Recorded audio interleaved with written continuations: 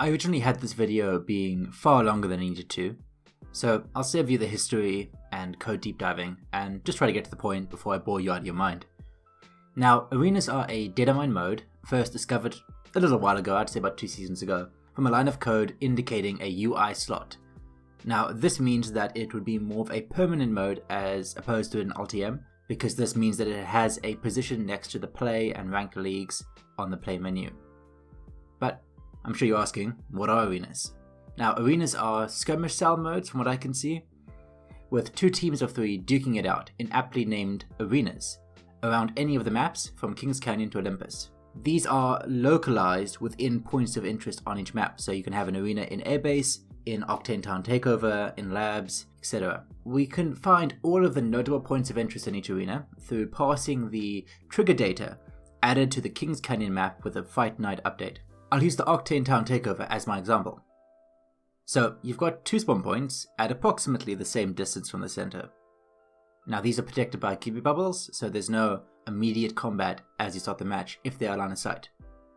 There's an airdrop in the middle that encourages you not to just turtle with Watson and Caustic. You'd want to get out there to get the high tier loot in that airdrop. There's also a medbin off to the other side of the arena with big heals, which encourages you to take multiple attack paths. Now in terms of ring, there's 3 stages, closing to what you could consider close quarters, similar to how the old ring did before the change where it closed very slowly from 1 minute 30. Now I'm wondering if this mode will be a best of 3, because the interesting point here is there are ring end locations on each spawn point and one in the center.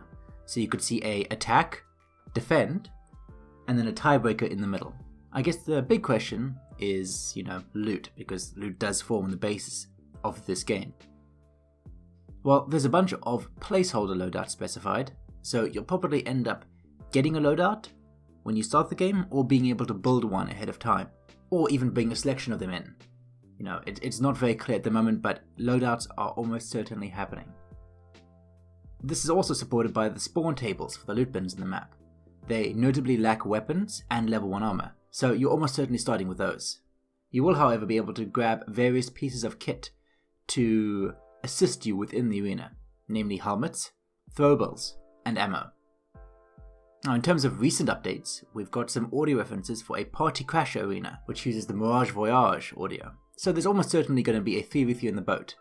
It's drawing from the Olympus soundscape, so it's possible that when the arenas are introduced, we have the boat move to Olympus and have it as a sort of LTM to introduce us to the concept before it becomes widespread, like a tutorial.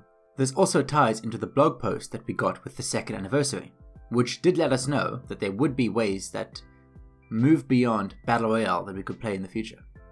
Arena mode could totally be what they were talking about. There's also this very interesting string for a status effect called Spawn Killing Detected. Now this will be displayed in a similar fashion to how Bloodhound's Sonar Detected is shown on your screen. And considering a 3v3 single elimination style mode won't really have spawn killing, I'm wondering if there's more of a TDM aspect as well. There are a lot of different varieties they could go with for these arenas.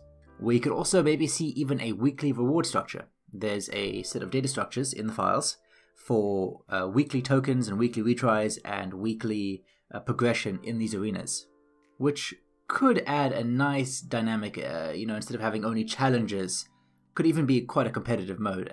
You wouldn't have to have these massive Battle Royale tournaments. You could have 3v3 tournaments, but that's enough speculation for now. As usual, we'll have to wait for more code to make its way into the game, which I'm certain it will, or an official announcement from Respawn to turn this pile of information I just gave you into anything concrete.